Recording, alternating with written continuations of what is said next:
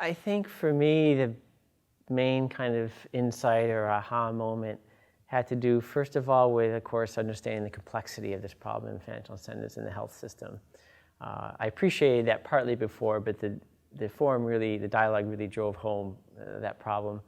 And I think secondly, the issue of the interplay of the different kinds of funding channels and how they relate to incentives, and again, the complexity and the difficulty of thinking through the interactions of them to come up with good policy recommendations. Well, I think for me, again, this idea of complexity in the interaction both between different sectors, different funding streams, and other point of emphasis was the idea of incentives alongside non-financial incentives as addressing policy questions. So for me, the challenge, the next step is to think about how do we bring these different groups together so that any use of financial incentives can be placed in the context of a broader array of policies in which they will also be operating, so that we understand the context better and that their role can be defined, and we can ensure that the different policies, not just incentives, but the incentives next to other policy mechanisms, are aligned and they're coordinated and they're working together for the kinds of policy change we want.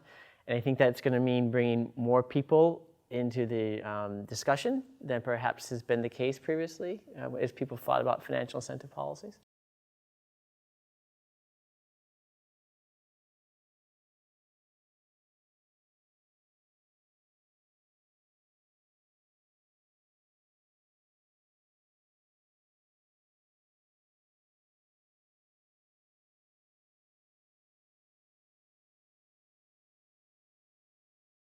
Well, I think the main insight, and it was structured by the facilitator of the session, was to make a specific assessment about where you stand on financial incentives. So coming into the session today, I hadn't approached it that way.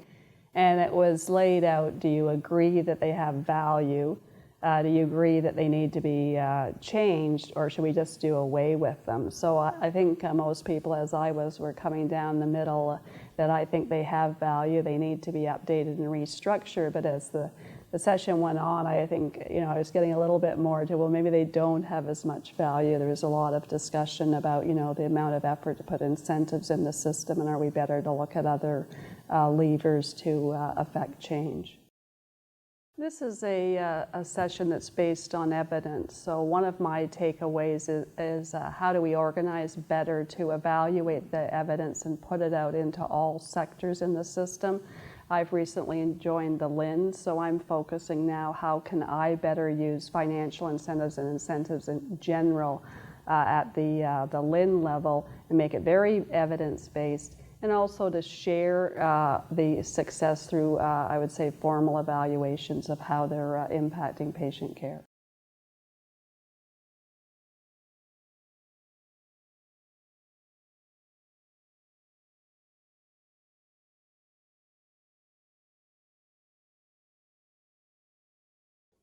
I think what really resonated with me was around we've utilized financial incentives in our system for many years, but often we don't take the time to go back and really evaluate the effectiveness of that incentive, and is it achieving the results that we were expecting. And I think for us now going forward, really understanding where an incentive will influence the behavior or outcome is a tremendous opportunity for us. I think the biggest challenge for us today is we're all working very hard to achieve outcomes that will produce high quality care, and often don't have the time to really step back and take a look at, is what we're doing the best way or the most effective way. The ability to utilize financial incentives will provide the opportunity to really give permission to healthcare providers to develop a solution or a new way of delivering care that really will go beyond the historical silos that we've operated within. I think the incentive to get people to dialogue about what the problem is, understanding who needs to be part of the conversation, and giving opportunity to remove or provide support so that they have the capacity to do that, I think that's critical for us now when we're looking at the challenges coming before us. I think having incentives at the beginning of the system, having the communication, allowing people to develop and design programs, and then also going back to where the aha for me is really understanding that we're not going to get it right the first time. So having an incentive that really isn't focused on perfection, but really enabling us to evaluate, rework, refine, and continuously improve.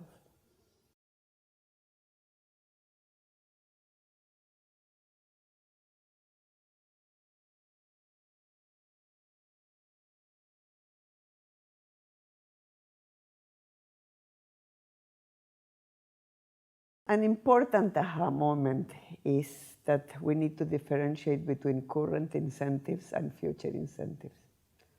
Current incentives, to a certain degree, will be very difficult to do without them, but we can repurpose them. We can repurpose them to outcome-oriented initiatives that will improve health system performance and patient outcomes, as well as the new ones. Then we need to think if we need them at all.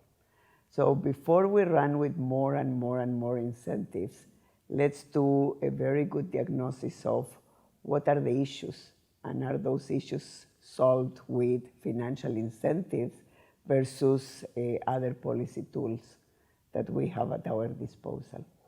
The other piece that is critical, and that we continue, in my view, not to leverage and utilize to its fullest, is public engagement. And to me, actually, that is the biggest incentive. If you look at a well-educated, well-engaged citizen, and if you just multiply that by hundreds and thousands, I think it will become an incentive for the health system to change, to respond to what the public is saying are their priorities. Likely we will end up with much less procedures and much more quality of life at certain stages in life. And we will end up with a more open and transparent discussion and dialogue. And they will understand then that rapid cycles that enable us to bring innovation, whether it is through financial incentives or through other policy tools, require tweaking, that you don't necessarily get it right at the beginning. For that it's important, though, to have an enlightened public that will be willing to go along with the retweaking, that will not see it as a political failure. And I believe that that's completely doable. And by the way, there is quite a bit we can learn about public engagement from the UK, that has been doing huge amounts of public engagement for decades. So let me start by saying that it's not as if we have been doing nothing so far. So it is, how can we enhance what we are doing? How can we do some things different? And how can we fast track what we are doing in many ways? And I think it's at all the layers. It's at the macro level of government. I was speaking with some of the participants that come from government today about the issue of public engagement and why is it that it's not sufficiently happening. I think that on the issue of both accepting that at times we make a health system transformation that is not successful, and being able to very quickly analyze and retweak accordingly is something that we are not very used to do. We believe that we do health system transformation and it's kind of a set song sheet. No, it needs retweaking, and I think that we need to mature as a health system and know that whether it's at the macro, at the meso, or at the micro level of professionals, that we will need to retweak. The perfect example at RNO is the evidence-based practice guidelines program, right? Yes, it's quite tremendous. Yes, it's being used across the world, but we are constantly retweaking.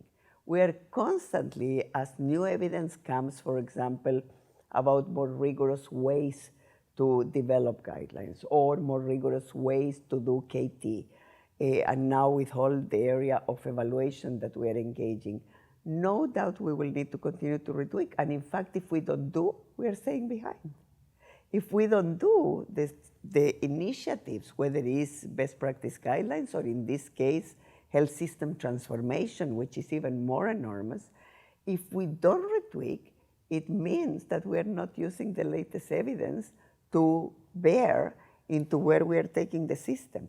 So we shouldn't see it as failures. We should see it as normal part of the process.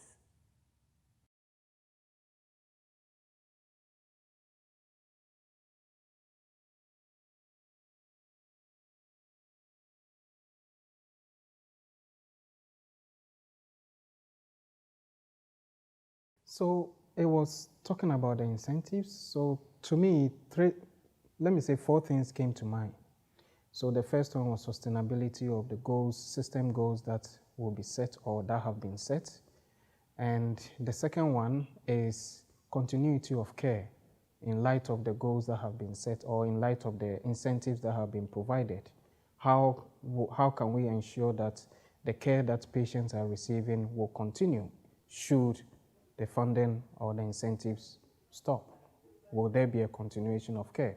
And the third one is we have to think about incentives and the patient outcomes as a whole. Cross-sectorial discussions of different ministries like education, health, correctional services, and social services. These are all sectors of government that have impact on the personhood or the patient. We are all after patient-centered care, patient outcomes.